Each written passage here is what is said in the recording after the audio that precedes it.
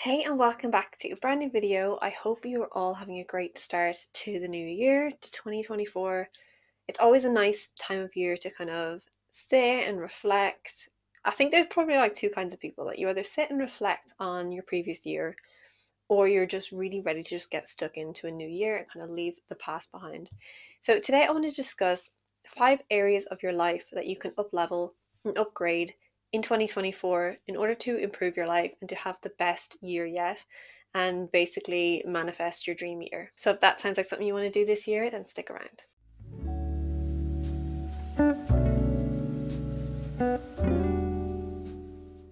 The 5 areas I'm going to talk about today are style, movement, mindset, hobbies, and relationships. And I do kind of have a couple of bonus ones at the end that I'm not going to go into too much detail on, but I think could be really valuable areas to look into as well. But I thought 5 was a nice, it's not, yeah, it's a nice small number. It's not too overwhelming. And it is something that you could kind of maybe implement, maybe like over the space of a month or 6 weeks. You could kind of focus on each area for a week at a time and to really decide on how you're going to up level these areas. So for style, this is my area of expertise. I am all about resetting my style for this year. I really want just to have a tidy space in my wardrobe. I want to declutter, I want to re-energize it. Just want to clear all like old negative energy out of there. And that basically means I'm gonna take everything out of my wardrobe. I haven't done it yet. I'm gonna do it after this video. Step 1, take everything out of your wardrobe and give it a really good deep clean. Dust it down, you know, really clean it so that it smells good. There's no kind of mold or dust or anything back there that you don't want hanging around and kind of disrupting the energy of your wardrobe. And this might sound really woo-woo, but everything has an energy, everything vibrates on a different frequency. And before I lose you to this kind of way of thinking, it's just going to make your clothes smell better in the long run as well, and less dust, less sneezing, things like that. So if you're prone to allergies, this is definitely a great step. The next step when putting things back in is to decide on maybe a new way to organize your wardrobe. So if you've always just hung everything up and it's kind of mixed and matched and you can't really see what's what, maybe you could organize things by category. So tops together, shirts together, jackets, trousers, skirts, etc. Or you could go a step further and color coordinate these things.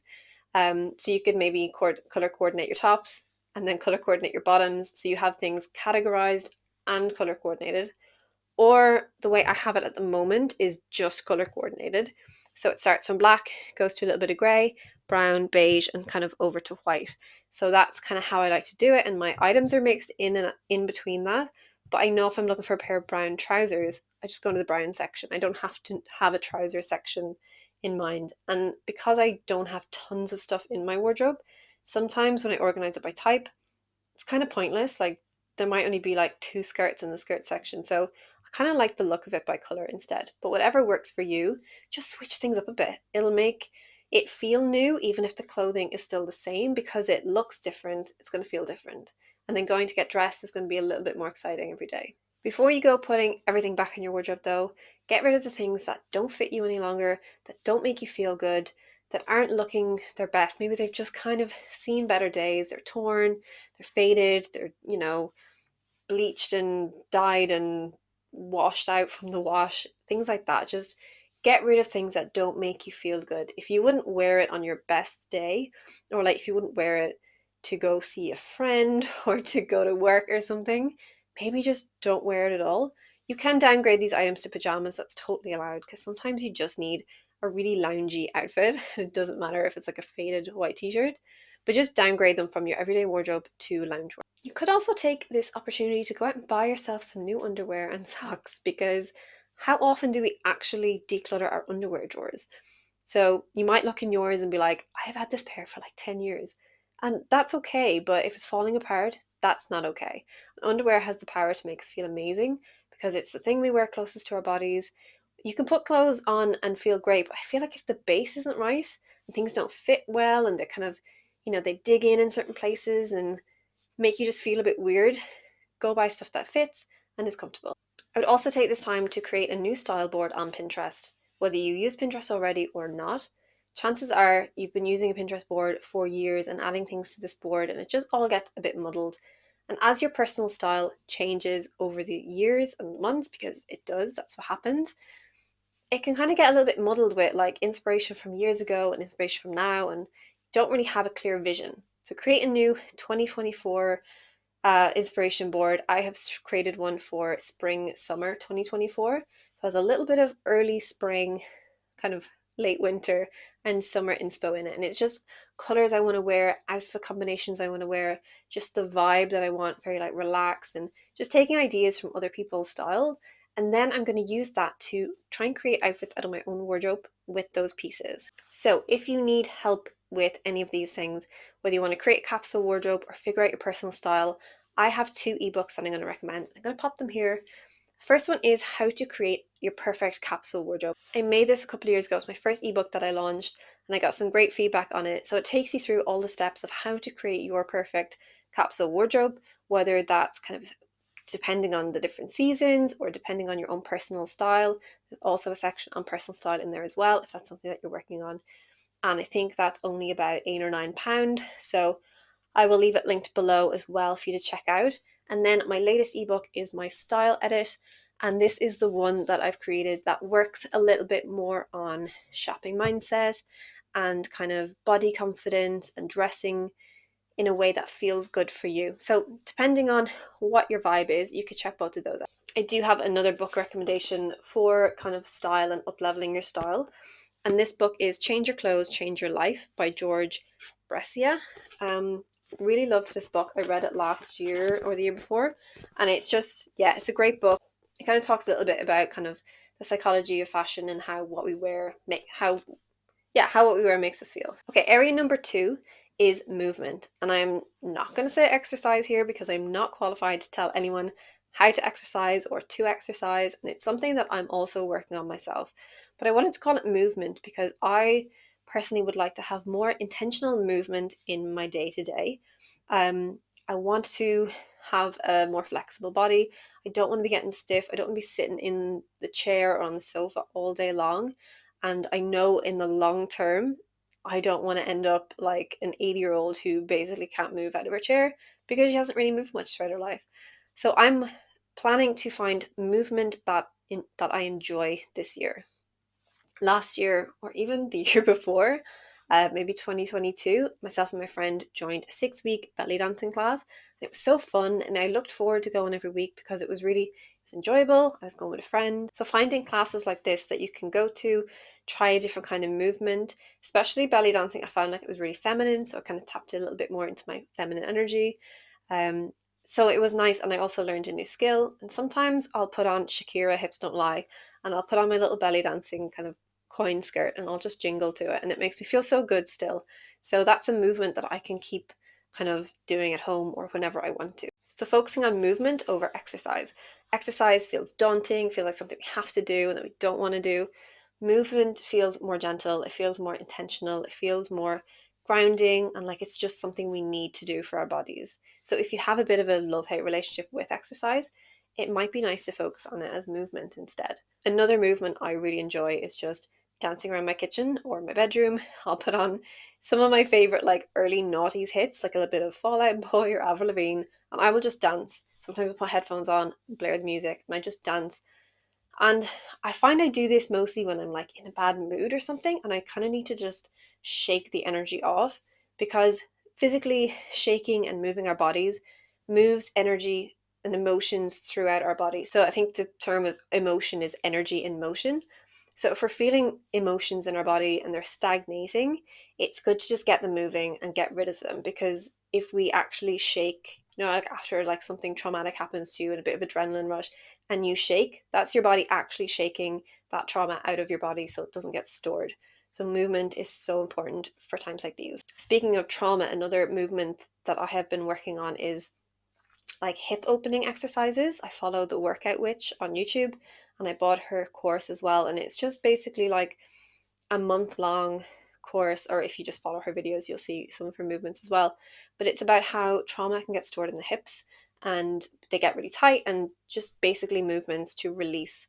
They're really simple movements. They don't feel like exercise, but it's movement that's really good for the body. It can also be as simple as just walking. So maybe you want to aim for 10,000 steps a day, or 70,000 steps a week if it's kind of hard to get 10,000 every single day if you work from home, things like that. But having like a weekly goal is really good as well. So a few types of movement I want to do more of in 2024. Number one is walks outside in nature. We have a really nice park near us. It's a really big hill, so it's a really good workout as well. But mostly I just really love to get out in the fresh air, to kind of be amongst the trees, and it just feels so calm and quiet. And in the hustle and bustle of London, it's very rare that you kind of find those quiet, calm places. And I just love to kind of just walk and just clear my head. And I know whenever I'm in a bad mood, I just need to go out for a long walk. And I know my husband even is like, "You're in a mood, let's just go for a walk." I feel like he noticed that I needed it before I even made the connection. It also helps that I just got a few new activewear pieces from Berlook. So they're a sustainable swimwear and now activewear brand that I have worked with before last summer, if you remember. So I'm super excited to have chosen a couple of items in some amazing colors. I've been really intentional with the colors I chose in these pieces as well. So I picked a lot of browns, creams, greens, just to feel really balanced and grounded, and just that kind of earthy connection as well with the colors that I've chosen, and kind of, walking outside in nature, but I'm wearing the colors of nature as well, just feels very aligned. We all know the power of a new outfit, or just a great outfit that makes us feel really good. So I'm hoping these new items get me excited to go out for a walk, go to the gym, or get on my yoga mat in 2024. Another form of movement that I want to do more in 2024, that rhymes, is swimming. This is something I loved as a kid. I did swimming lessons for so long, but I just seem to kind of never keep up with it. And it's something I want to get more into. I think I went swimming like 2 or 3 times in my gym last year, which is ridiculous because I pay for gym membership and I should be going to the pool. But yeah, having a couple of extra kind of one-piece swimsuits, it makes me feel a bit better. I don't really like going swimming in a bikini. Also, when it's cold, it's just not worth it. So these one pieces maybe will get me a little bit more excited to go to the pool after a gym session or something like that. Or just get me more excited for swimming when I'm on holidays, if I have any holidays coming up this year. What I love about these pieces as well is that they kind of double up as like a bodysuit or a top that I can kind of tuck into a pair of tailored trousers, or a little kind of linen shorts and shirt set, like these green and brown ones from Berlook. You might remember I had the white and the black versions last summer, and I wore them so much. So I was really excited to get the green and the brown this year, because I had been eyeing up the green last year, but I just kind of played it safe. But I'm really glad to kind of just have these, like I said, earthy colors in my wardrobe, because it just feels like where I need my wardrobe to be right now. I'll leave a link to all those pieces from Berlook that I've worn throughout the video down below as well. I don't really have any book recommendations in this area because I don't really read fitness books, but I think check out The Workout Witch if you're looking into trauma release or anything like that. And also, if you want to start doing some yoga or something gentle like that, Yoga with Adriene on YouTube is great as well. Okay, area number 3 is mindset. And I feel like this almost is like the first one to tackle, but I thought I'd start with style because that's my thing. But mindset is everything. Mindset applies to every area of your life. So you can have a different mindset about different things. So, like the mindset about your style, like if you think I can't wear a certain thing, or people like me can't wear a certain thing, or someone my size or someone my shape, that's all mindset. That has nothing got to do with actual style and clothes. That's all of your mindset involved in that, your beliefs. So looking into some beliefs around your body and style, looking into money mindset and what your beliefs are in that respect, just general like self-confidence and like what your mindset is about your self-worth. All of these areas are really important to have a good mindset in if you want to improve these areas. Things that can help improve your mindset, of course, are reading like personal development books. They're amazing, and they have been amazing for me for the last few years. And I've got well, not tons, but I've got a couple to recommend at the end of this chapter. But one thing I also love to do is to listen to affirmations in the morning on YouTube as I'm getting ready. Usually when I do my makeup, I'll just listen to positive affirmations, whether it's for perfect health or just all around happiness, success, whatever it is that I'm focusing on at that time. I listen to affirmations around that. And I find it really kind of boosts my mood in the morning. And then sometimes I'll listen to subliminal affirmations as well while I'm working, because this kind of doesn't distract you. You can't really hear the words, but it is going into your subconscious mind. In terms of style mindset as well, I actually have some subliminal affirmation audios around your style and self-confidence and body confidence and things like that. So I'll leave that linked below as well. I believe it's only like £4. So if style and mindset around what you can and can't wear, what you feel like, are your limiting beliefs, if you feel like you have limiting beliefs around your style and your body confidence, definitely check out that audio as well. And I think I have the actual affirmations and the subliminals as a bundle for like £7. The biggest thing that changes your mindset is gratitude. So coming from a place of gratitude, it's like the most positive feeling in the world. You can't get better than gratitude, really, because gratitude kind of just leads to everything else, like happiness and love and all those things. Being grateful for what you already have is so important in order to get more of those things. And I think the easiest way to get into that habit of practicing gratitude is to do like gratitude journaling. I know typically this is done in the morning, first thing in the morning, but you can kind of put it into your day wherever it fits in. You could always do it at the end of the day. I have an app, can't remember what it's called, but I'll pop it on the screen. And at the end of the day, you can kind of just type in what you were grateful for that day. If you do it in the morning, you can also kind of set intentions for that day and type in like, today is going to be amazing because, and then you're like, I'm going to do this, I'm going to treat myself to a really nice coffee, and I'm going to make my bed, and I'm going to do some movement, and, going to wear a great outfit, whatever it is. So there are different ways of doing it. You can do it really simply on an app. You can write it in a journal, whatever works for you. So my best book recommendation for this side of things is The Magic. This is kind of a follow-on from The Secret, which if any of you are into law of attraction and things like that, you will have heard of The Secret. The Magic is a 28-day gratitude practice. So you just get up in the morning, you read chapter 1, and you do your journaling for day 1. You read day 2, next day, and just keep kind of following on, and this builds your gratitude practice throughout the 28 days. I did this before, again, I think it was like maybe 2021, but I really want to do it again, maybe starting in February, because I feel like January is a bit full on to start too many things, but I'm going to start this in February. So I'll let you know when I do, if any of you want to join in as well. Another great book that I read last year is The Mountain Is You by Brianna Wiest. I'm not 100% sure how to say her name. But I thought this was amazing, and it's basically kind of like you were blocking yourself majority of the time and transforming self-sabotage into self-mastery. So if you feel like self-sabotage is a big thing for you, this is a great one to check out. And I guess self-sabotage again comes down to mindset and what you think you deserve in life. Another last recommendation is Everything is Figureoutable by Marie Forleo.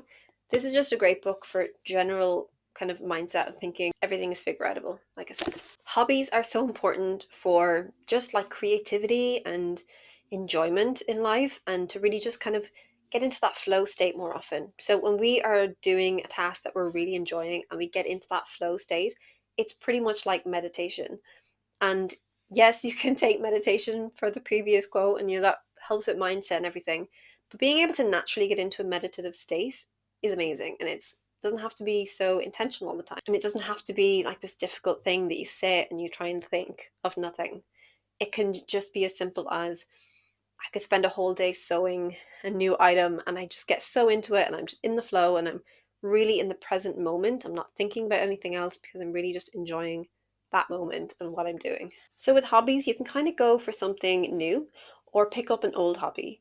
So like I mentioned previously with swimming, I mean, that was something I loved as a kid, but I stopped doing as an adult. So it's kind of, I mean, it was a form of movement, but it's also a hobby.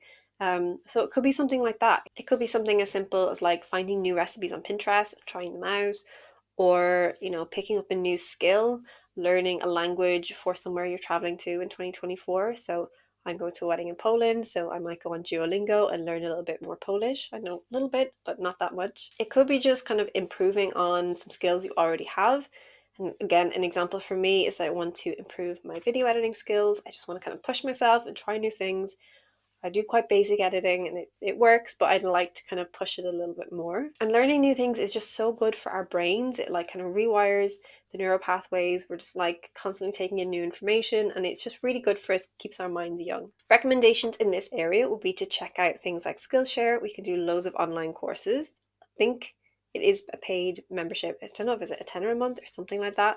I used to pay for it. I don't anymore. Duolingo is great for languages. I love it. It's such an easy app to use. It's fun. It's interactive. Can't recommend it enough. And then of course YouTube, because it can literally teach you anything you want. One of my goals for 2024 is to learn to read tarot, and I've just looked on it today and I found so many different videos on how to read a full tarot deck. So I'm going to delve into those soon.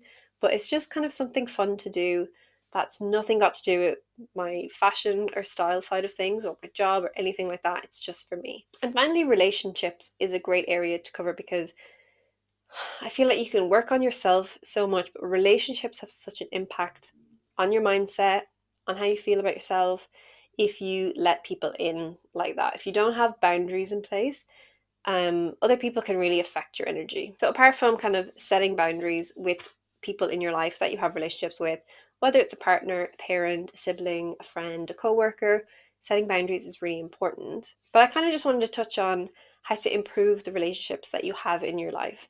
So my top recommendation is to read The 5 Love Languages.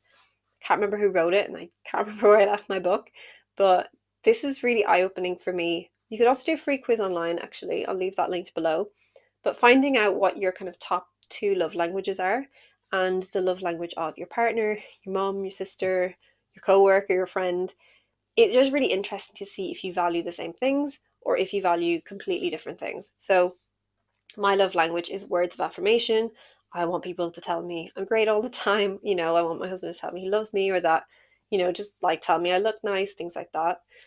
Whereas his is acts of service. He wants me to put on the laundry or do the dishes or, make him a cup of tea, things like that.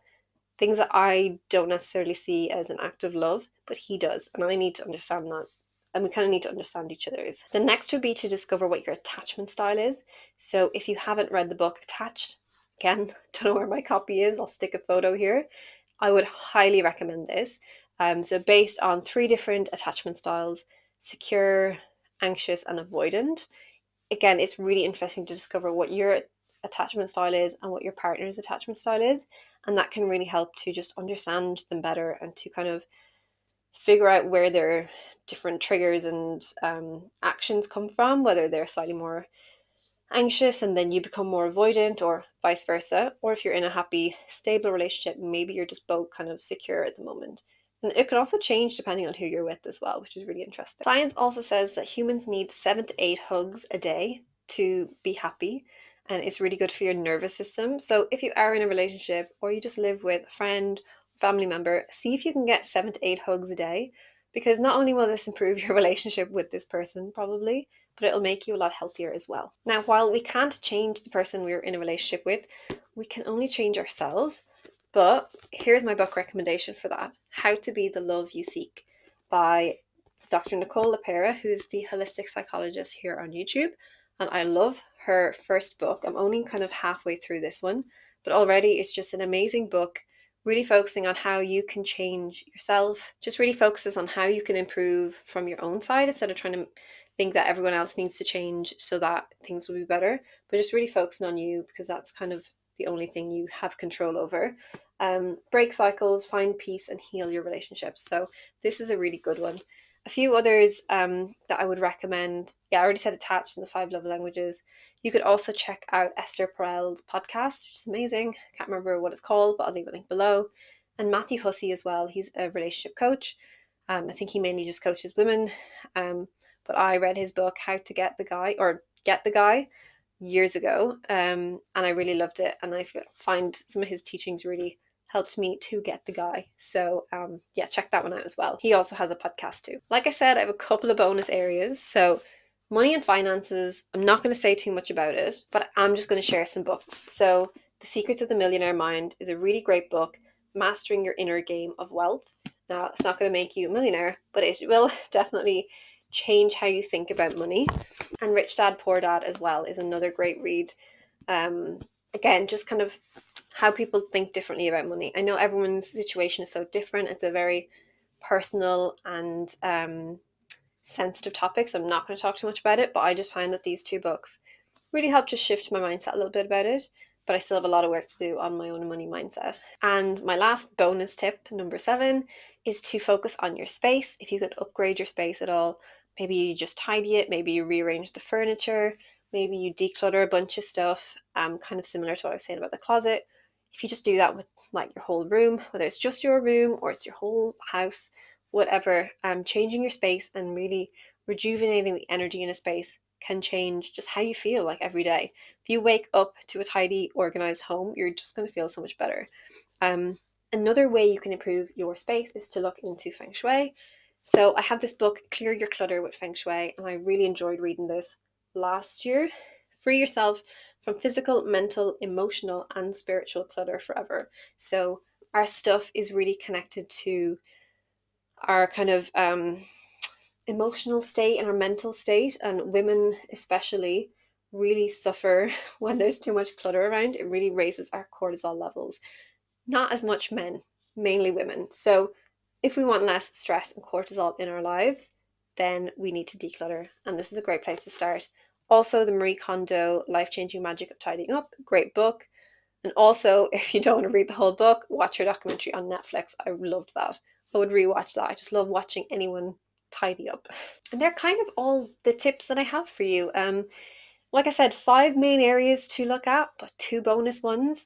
And also just, yeah, if you're interested in any of the pieces from Berlook that I tried on and that I showed you, I'll link them all in the description box below. If I have a discount code to share, I'll link that below as well. I think that I do. Pop on the screen as well if I do. As I am doing a no-buy year, I'm going to talk about how I approach kind of getting free things from brands during my no-buy period, and I'll kind of discuss that in my next video when I do my 3-month no-buy update. But just so you know, I am hyper aware of it, and getting new things into my wardrobe while I'm doing a no-buy can feel like cheating, especially when I'm trying to, talk with you guys who may not get free things all the time about not shopping. So I don't want to be a hypocrite.